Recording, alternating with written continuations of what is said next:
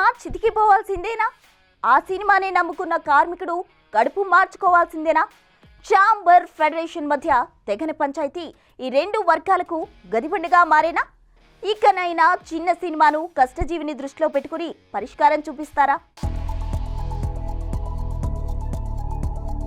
ఒక రకంగా ఇండస్ట్రీని నడిపించేది ఈ చిన్న సినిమానే.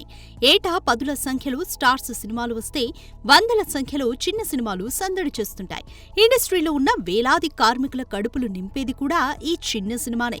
అలాంటి చిన్న సినిమా, ఆ సినిమాని నమ్ముకున్న కష్టజీవి ఇప్పుడు కన్నీరు పెట్టే పరిస్థితి. 30% వేతనాలు పెంచాలని చేపట్టిన సమ్మె ఇప్పటికి 11 రోజులు దాటింది. కానీ ఎక్కడ వేసిన గొంగళి అక్కడే ఉంది. అయితే వందల కోట్లు కుమ్మరించే పెద్ద నిర్మాతలు కాస్త తట్టుకోగలరు. కానీ చిన్న సినిమాలు, వాటిని నమ్ముకున్న కార్మికుల పరిస్థితి మాత్రం అగమ్య గోచరంగా మారిపోయింది. ఇటు వేతనమూ పెరగక, అటు షూటింగులు మొదలవక కార్మికులు కడుపులు చేతపట్టుకుంటే, చిన్న సినిమాల కోసం తెచ్చిన అప్పులు కుప్పలుగా పెరిగి నిర్మాతలు తలలు పట్టుకునే పరిస్థితి. ఒక రకంగా చెప్పాలంటే ఇటు చిన్న సినిమా, అటు సినిమాని నమ్ముకున్న కార్మికుడు పడుతున్న నరకం అంతా ఇంతా కాదు.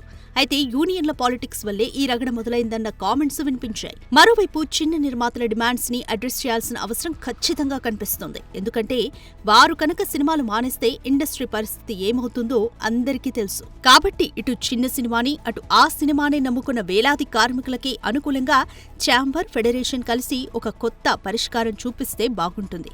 కాదు కూడదంటూ ఇలాగే సమస్యను మరింత సాగదీస్తూ ముందుకు వెళ్తే మాత్రం చిన్న సినిమాలు తీయడం అటుంచితే ఇక బతకడమూ అనుమానమే. ఏది ఏమైనా త్వరలోనే చర్చలు త్వరగా కొలిక్కి వచ్చి సెట్లో క్లాప్ సౌండ్ వినిపించి కార్మికుడి కళ్లల్లో సంతోషం కనిపించాలని మనస్ఫూర్తిగా కోరుకుందాం. For more videos like this, subscribe Big TV channel.